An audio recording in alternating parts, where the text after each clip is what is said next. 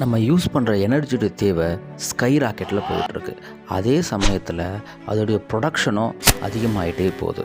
இதுக்காக நம்ம என்ன பண்ணுறோம் அப்படின்னா, நிலக்கரியை நிறைய எரிக்கிறோம். அந்த நிலக்கரியை எரிக்கிறதுனால சுற்றுச்சூழலுக்கு ரொம்ப ரொம்ப ரொம்ப பாதிப்பானது.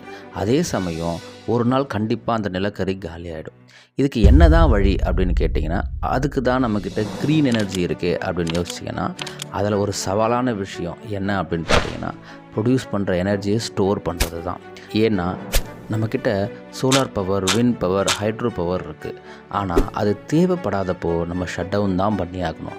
அதுவே தேவைப்படுறப்போ அதால் 100% ப்ரொவைட் பண்ண முடியாது.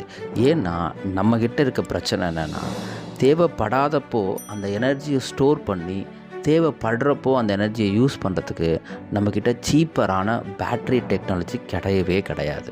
என்ன தான் நம்மக்கிட்ட லித்தியம் அயான் பேட்ரி டெக்னாலஜி இருந்தாலும் ரொம்ப எக்ஸ்பென்சிவ்.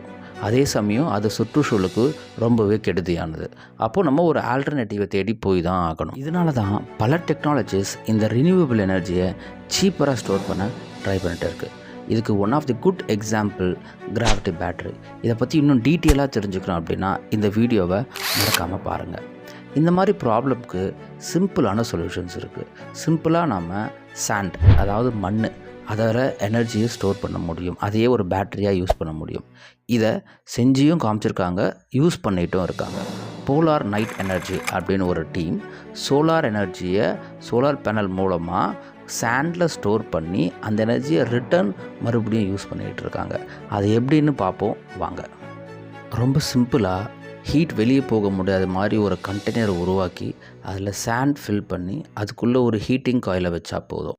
டிமாண்ட் இல்லாத நேரத்தில் சோலார் எனர்ஜி, சோலார் பேனல் மூலமாக கரண்ட் உருவாகி அந்த கரண்ட் அந்த காயிலை ஹீட் பண்ணும். ஸோ உள்ளே இருக்க சாண்டும் சேர்ந்து ஹீட் ஆகும். அந்த ஹீட்டை பல நாளுக்கு அந்த சாண்ட் வித் ஸ்டாண்ட் பண்ணும். ஏன்னா அந்த சாண்டோடைய ஸ்பெஷாலிட்டியே அதுதான். இப்போது இதுதான் இந்த சாண்ட் பேட்ரி. நீங்கள் கேட்கலாம், ஏன் தண்ணியை யூஸ் பண்ணக்கூடாது சாண்டுக்கு பதிலான? ஏன்னா நம்ம தண்ணியை பயன்படுத்தணும் அப்படின்னா 100 டிகிரி செல்சியஸ்லேயே அது பாயில் ஆக ஆரம்பிச்சிடும். என்டையர் பேட்டரியே காம்ப்ளிகேட்டடாக ஆகிடும். அதுவே நீங்கள் சாண்டை யூஸ் பண்ணிங்கன்னா அதை 600 டிகிரி செல்சியஸ்க்கு மேலேயும் நம்மளால் ஹீட் பண்ண முடியும். So sand is always better. இப்போ ஸ்டோர் பண்ண எனர்ஜியை நம்ம எப்படி மறுபடியும் யூஸ் பண்ணுறது? எப்படி நிலக்கரியிலிருந்து வர ஹீட்டை யூஸ் பண்ணி கரண்ட் ப்ரொடியூஸ் பண்ணுறாங்களோ அதே டெக்னாலஜியை யூஸ் பண்ணி இந்த ஹீட்டை பயன்படுத்தி கரண்ட் ப்ரொடியூஸ் பண்ண முடியும். ஆனால் இதில் என்ன பிரச்சனைனா, இதோடைய எஃபிஷியன்சி ரொம்ப ரொம்ப கம்மியாக இருக்கும்.